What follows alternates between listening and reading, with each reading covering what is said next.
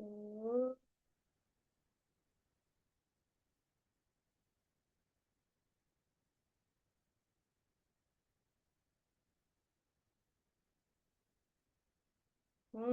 श्री गणेशाय नमः।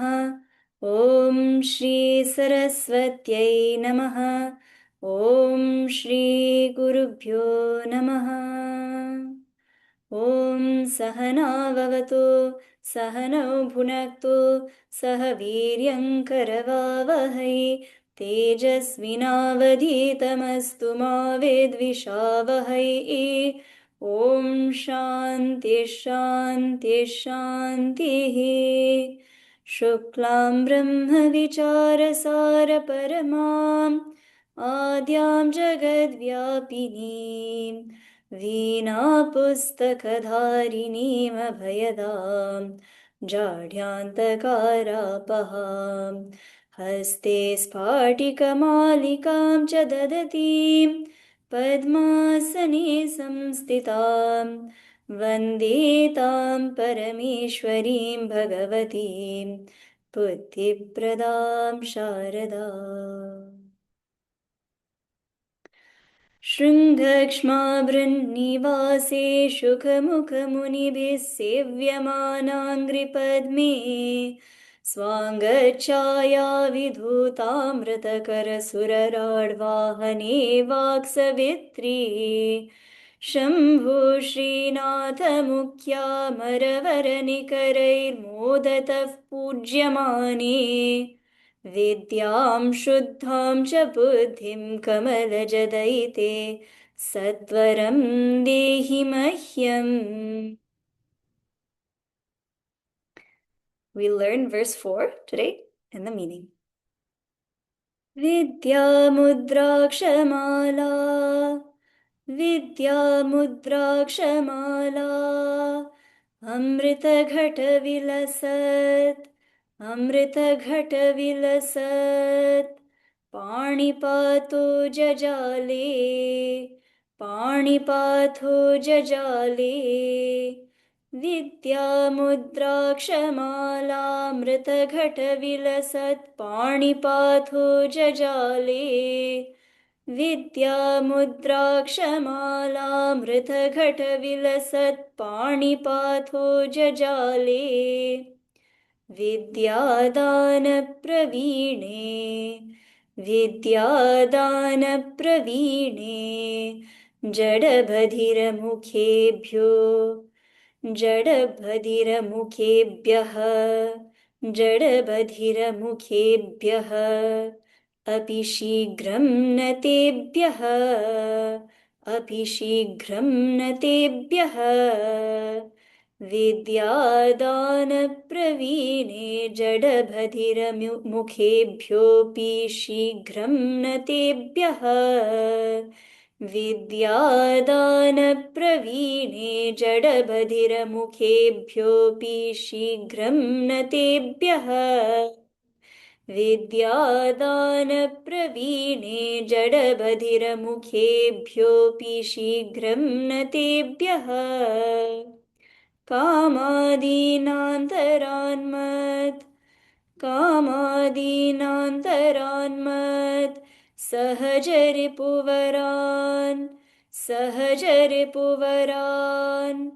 देवि निर्मूल्य वेगात् देवि निर्मूल्य वेगात् कामादीनान्तरान्मत्सहजरिपुवरान् देवि निर्मूल्य वेगात् कामादीनान्तरान्मत्सहजरिपुवरान् देवि निर्मूल्य वेगात् कामादीनान्तरान्मत्सहजरिपुवरान् देवि निर्मूल्य वेगात् विद्यां शुद्धां च बुद्धिं कमलजदयिते सत्वरं देहि मह्यम् विद्यां शुद्धां च बुद्धिं कमलजदयिते सत्वरं देहि मह्यम्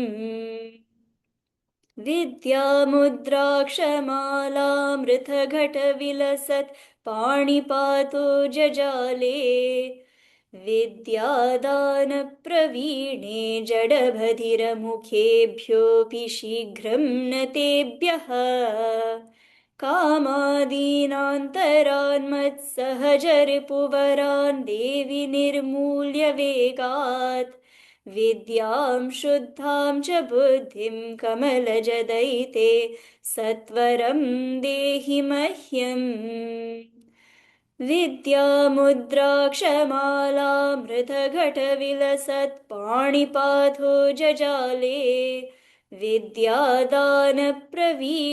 जडभतिरमुखेभ्योऽपि शीघ्रं न तेभ्यः कामादीन् आन्तरान् मत्सहजरिपुवरान् देवि निर्मूल्य वेगात् विद्यां शुद्धां च बुद्धिं कमलजदयिते सत्वरं देहि मह्यम्. We'll see the meaning of this fourth verse.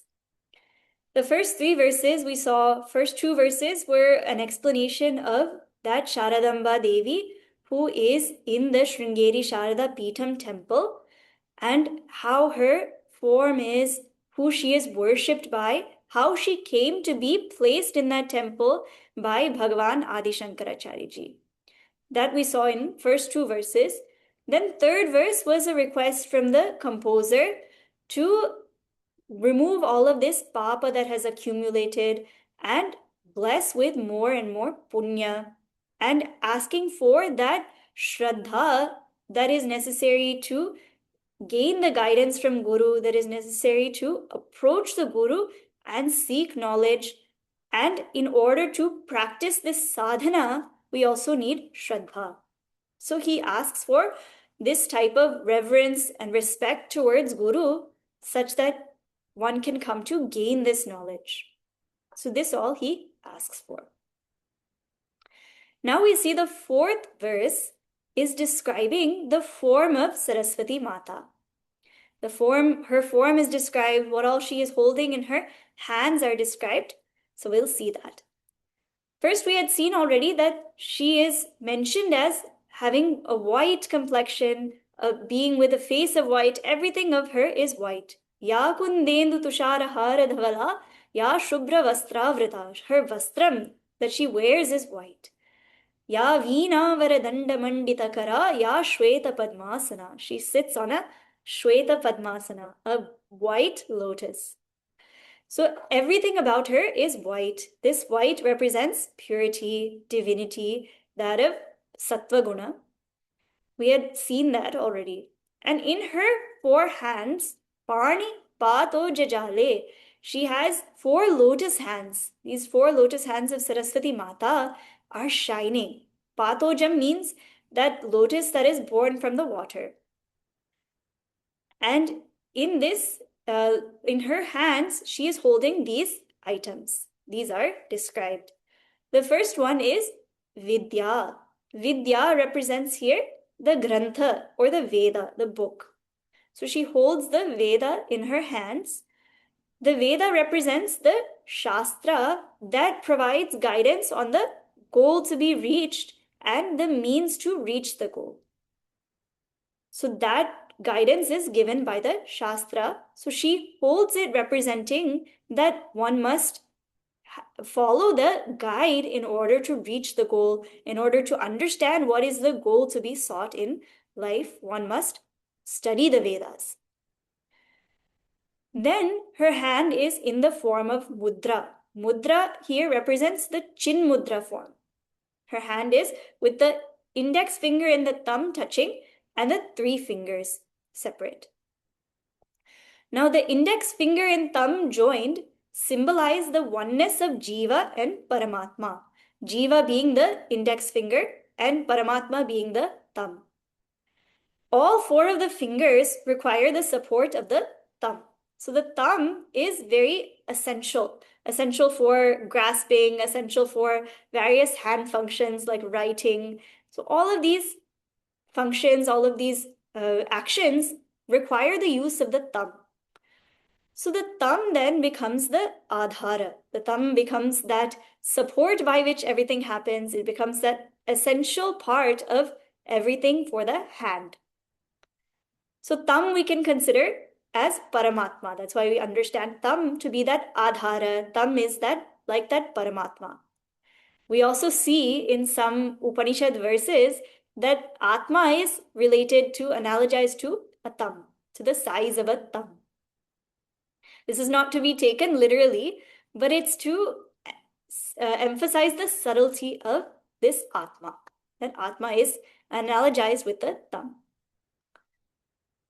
So when these two are together, this represents the oneness of Jiva and Paramatma. And the other three fingers represent the Sharira Trayam. Sharira Trayam, or the the Prapancha, the Prapancha Traya. The Sharira Trayam being Sthula Sharira, Sukshma Sharira, Karana Sharira, and the Prapancha Trayam being the Sukshma Prapancha, Sthula Prapancha, Karana Prapancha. So these three are represented by that. And when these two get attached, then one gets detached from these three. So to reach that Purnatvam, that oneness of Jiva and Ishvara, the oneness of the individual and the reality, one must get attached to this two. These two must get attached, and one must get detached from the body, mind, and intellect, the three layers of creation. So this is the Chin Mudra that is held in her hand, that her hand is in this form. Then we see Akshamala. Akshamala is the Sphatika Mala or Japa Mala that she holds.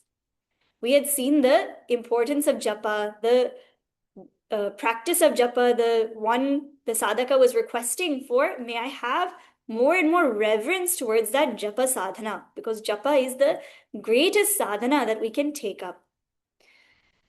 And this is a reminder for us to keep our mind always engaged in the smarana of Bhagavan, Ishvara smarana, to always constantly keep the mind thinking about Bhagavan. So this Japa Mala is there as a reminder for us to practice Japa, to take up the sadhana of Japa and keep the mind thinking about Bhagavan. Amrita Ghata. Amrita Ghata represents the pot of nectar that she holds. And this is a pot of nectar symbolizing moksha, symbolizing immortality. The Amrita symbolizes that immortality that is to be sought. It is that which is ultimate bliss, that which is of great sweetness that one wants to attain, one wants to gain it. So that is symbolized by Amrita. Now, when these three are practiced, this Swadhyaya is done, the Vedas are studied, sadhana is done, sadhana being the Japa Mala, the Japa is practiced, and that oneness is known, that Tattvam is known of the oneness of Jiva and Paramatma, then one attains that moksha. So this shows the steps by which one comes to attain that highest reality, one comes to realize the one's true nature. That is the goal of moksha. So in her hands, these items are symbolized, these items are shown, are held by her. Then he says, Vidyadana Praveene. You are an expert in bestowing knowledge. You are an expert teacher. Saraswati Devi is Vidya Devi. She is that Devi of knowledge, that Devi who delivers knowledge. So one seeking knowledge approaches her in order to gain this Brahma Vidya and gain blessings to be able to study or to be able to gain knowledge. We always pray to Saraswati Mata such that we may be able to, when we take up any studies, or such that we may be able to progress in our studies, we seek Saraswati Devi's blessings. So she is an expert teacher in bestowing this knowledge, specifically this Brahma Vidya we are speaking of. Jada Badhira Mukhebhyaha. Even to those inferior students, Jada being student who is dull, Badhira Mukhaha being Mukhebhyaha, being one who is mute, unable to speak. So even to those inferior students, you are able to share this knowledge with them. You are able to bless them with this knowledge. So even a student that cannot keep their mind properly quiet to in Shravanam can come to gain this knowledge by your expert teaching. By the way that you share this knowledge, they can come to be captivated by you. Why? Apinatebhyah, they are surrendered with this reverence unto you. They are surrendered with reverence and devotion unto you, and thus they're able to gain this knowledge. Here we see again that bhakti is the most important qualification. One can have everything else, one can have all of the proper qualifications of a shishya, but if bhakti, shraddha is missing, then one will not be able to gain that knowledge. One will not have that connection to the teacher. One will not have that connection to the knowledge in order to absorb and retain that knowledge. So bhakti is the most important qualification for a sadhaka, and in any sadhana that we practice also, that bhava of bhakti, that intent behind offering oneself with devotion, having that bhakti in performance of that sadhana is the most important aspect. And one can lack certain qualities of these, but if that bhakti and that shraddha is there, then it makes up for those gaps that are missing. One gets it, one comes to gain that knowledge by the grace of Guru, by Guru Krupa.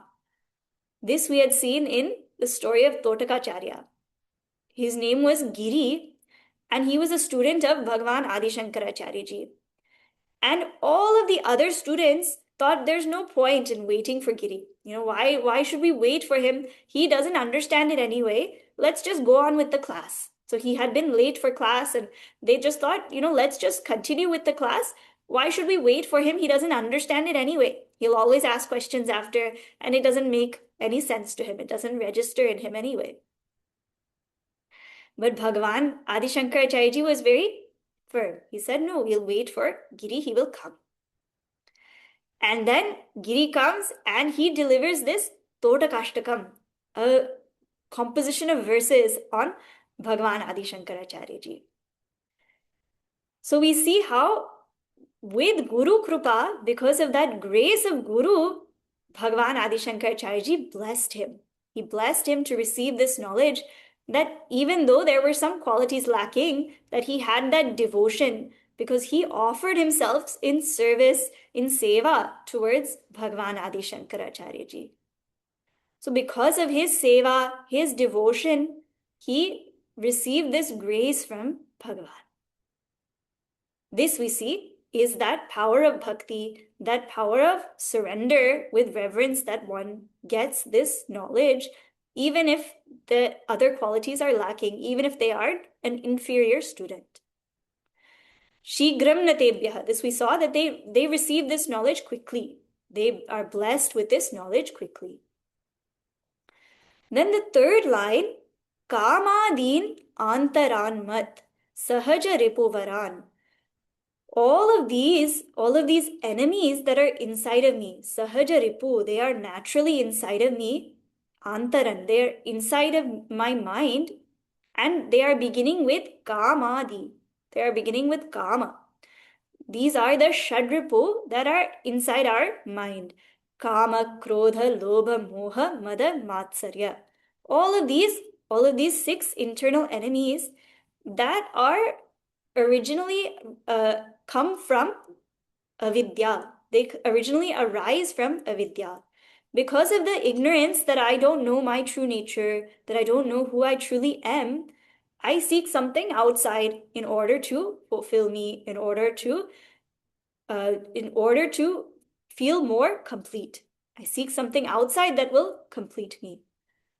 And this creates desire, the kama to gain something, desire to fulfill something. And that kama, if it is fulfilled, then it leads to greed. One wants more and more of it. If it is not fulfilled, then it leads to krodha. One gets angry. So all of these shadripu come from kama. And this kama originally came from avidya. Avidya is anadi. It has been there since the beginning of time. That avidya has always been there, and avidya can only be removed by knowledge. So in the end, the mind can be purified. These internal enemies of can be removed, but without knowledge, that avidya will not be removed. So he asks for Devi Nirmulya Vegat. Please eliminate all of these Shadripu that are inside of me that are agitating my mind. Because the more and more desires that we have, the more agitations we have, that we want something to be fulfilled, we want something to be attained. If we have a strong desire, then it comes to agitate the mind more and more. So please remove these from my mind and come to purify my mind so my mind will be calm. My mind will be calm. And he asks, please remove these. And these we are specifically asking the desires that obstruct our way to Bhagavan. The desires that obstruct our way towards God are considered ashuddha. They should be removed. Any desire that takes me closer to Bhagavan, that is desire to do sadhana, all those are good shuddha desires. Those should be cultivated more and more. Because when I have those desires, it will help me remove some of the other ones as well by performing that sadhana. So remove all of these innate, natural shadripu that are inside of me, these internal enemies. Please eliminate all of these. And please, then he says in the last line we had seen, please bless me with this supreme knowledge, this paravidya, and the chitta shuddhi, the purity of mind that is needed to come to gain this knowledge. O Saraswati Devi, Kamalaja Daita, please bless me with these without any delay so that I may reach you now. So this is the last line again that we see repeated. So we'll chant this verse 4 again together. विद्यामुद्राक्षमालामृतघटविलसत्पाणिपातो जजाले विद्यादानप्रवीणे जडबधिरमुखेभ्योऽपि शीघ्रं न तेभ्यः कामादीनान्तरान्मत्सहजरिपुवरान् देवि निर्मूल्य वेगात् विद्यां शुद्धां च बुद्धिं कमलजदयिते सत्वरं देहि मह्यम् विद्यां शुद्धां च बुद्धिं कमलजदयिते सत्वरं देहि मह्यम् ॐ पूर्णमदः पूर्णमिदं पूर्णात् पूर्णमुदच्यते पूर्णस्य पूर्णमादाय पूर्णमेवावशिष्यते ॐ शान्तिः शान्तिः शान्तिः हरिः ॐ श्रीगुरुभ्यो नमः हरिः ॐ